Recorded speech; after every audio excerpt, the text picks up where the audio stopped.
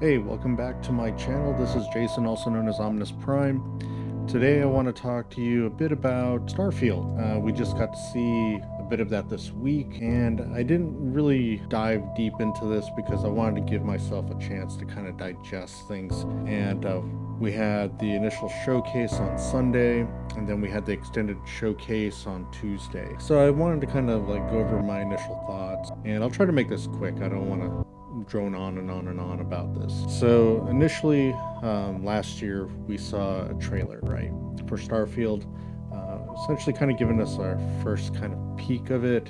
It didn't have very much. We got to see the ship, got to see somebody inside the ship, and we saw a date, which showed for November 11th of 2022. And we know now that this has been pushed back till next year.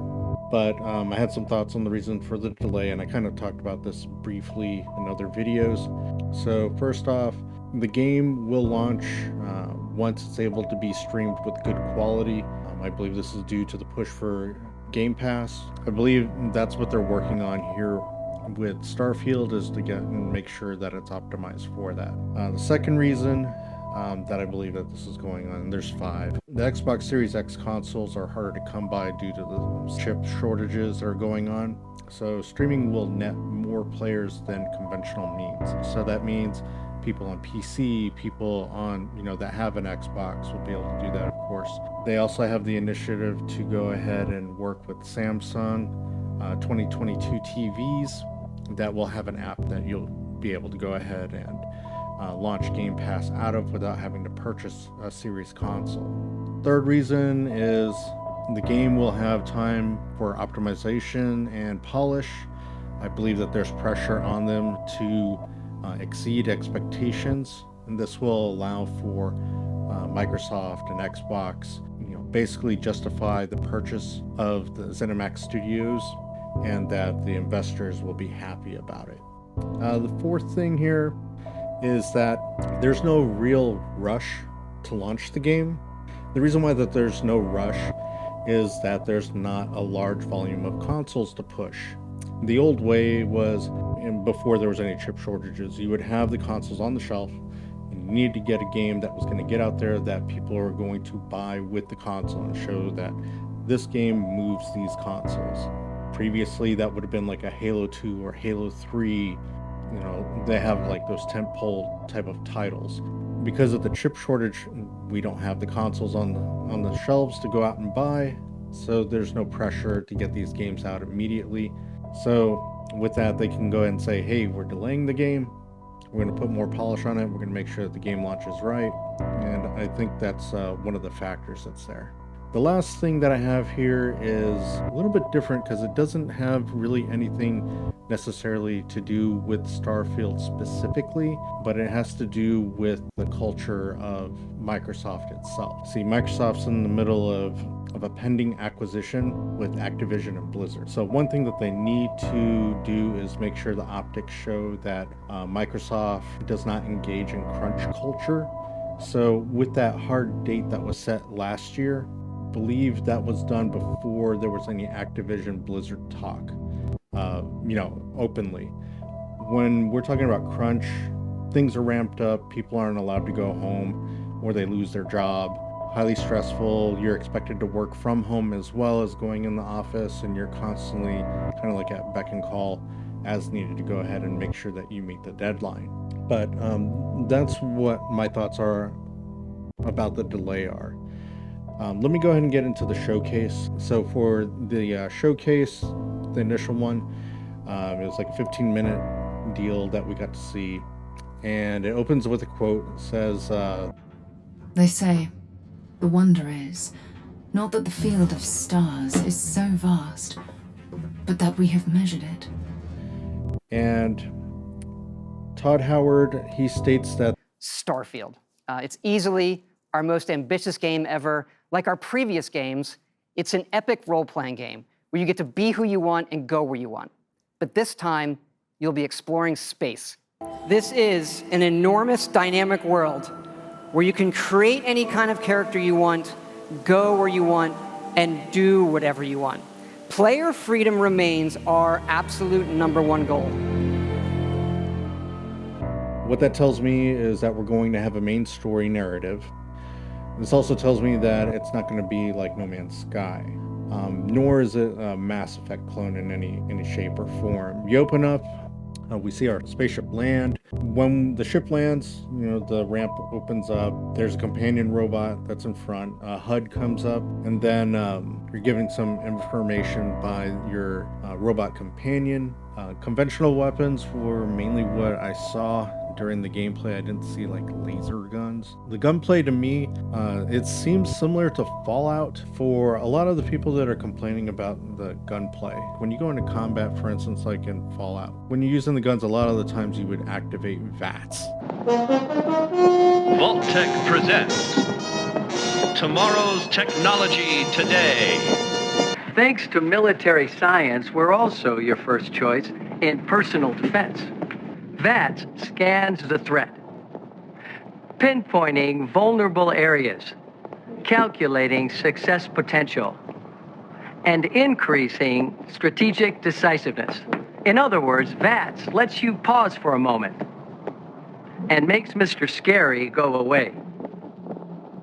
With VATS, personal defense is a snap. So they've kind of conditioned us as players to not expect them to have great gunplay or great hand-to-hand combat, because it's always been really clunky. If it's changed, when I get it in hand, I would be thankful for that, but it's not what I go to play their games for. It's not what I'm looking for. Another thing that happened here is reinforcements can arrive from landing spacecraft while you're in battle. So you have to be on the lookout for that. It could just be that it was a scripted event that happened in this particular battle. But when that ship arrived, that was the one that had the better effects for landing with the smoke and what have you. So that pretty much covers, the first area of what they were showing you for gameplay, and you're fighting against pirates and what have you. But the game does look beautiful to me. There's a generous amount of options to go and customize your character, choosing background, skills. It seems like prior jobs and things like that. You have choices there when you're generating your character. You can build your own spaceships, hire crews, and fly your ship. And while you're flying your ship, you can engage in ship-to-ship combat. So the last thing I wanted to touch upon after going through what we've learned this week, this is what I expect or hope this game to be. I believe this game will give you a narrative start based on the character generation choices that you make. What I'm anticipating is that you have a starting point based on your backgrounds, as I had mentioned, and you'll have initial missions at that location that gets you used to the play mechanics. And then for some reason, you're going to have to go to New Atlantis. It's quite possible that the event, at least in my mind, that gets you over to New Atlantis, no matter where you start up at, you're going to discover an artifact that's going to give you a vision of some sort, and then you end up at New Atlantis, and that's where they tell you about the artifacts, and you have the interaction with, oh, you're the person who had the visions. It got you on your quest to go on the main narrative. That's where I think it differs definitely from like No Man's Sky. There's going to be structure there. So for those of you wondering, oh my god, this seems so daunting, there's 1,000 planets, it's too much, there's just too much to do, I don't have time to invest in this type of game. I would say that sure, that there's 1,000 planets, that doesn't mean that you have to go to 1,000 planets to actually play through the story. What I also expect with the game is combat is going to be serviceable. You're playing as a silent protagonist. I think it's more important that the people that you're speaking with are voiced, and that they are done so with good voice work, and that the characters that you meet are interesting, the animation's done well, they don't look like they're dead in the eyes. Imagine being stuck with your character that's like that. And I know that we've had games where there's been voice work that's done where you can pick between a few different options for voices, but usually when you pick something like that, it's a game that has grunts. raw, yeah, whatever you want to have it as, while they're making, screams and grunts and simple commands like, as you wish, my liege, those types of phrases. This is hours upon hours of voice work that has to be done. And like I said, I'd rather that be done with the NPCs.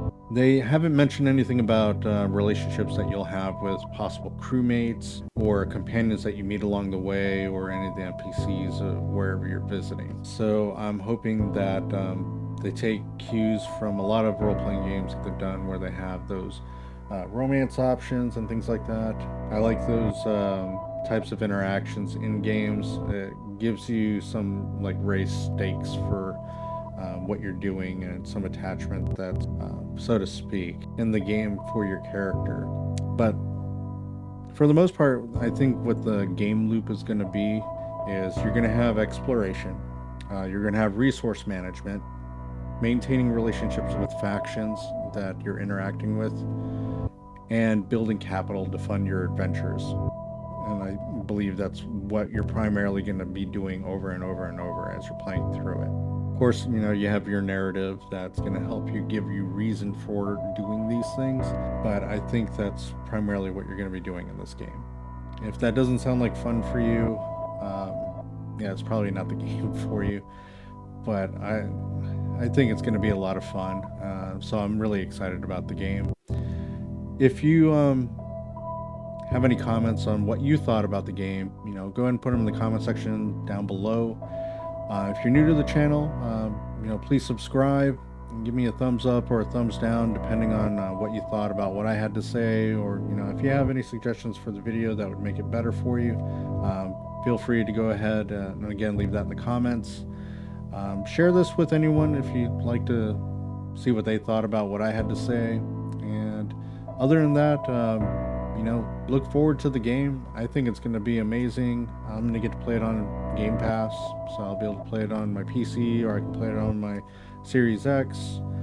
And if I get a new TV next year, then I might be able to play it there too. But otherwise, that's all I got to say about the game. And thank you for your time, and have a good day or night.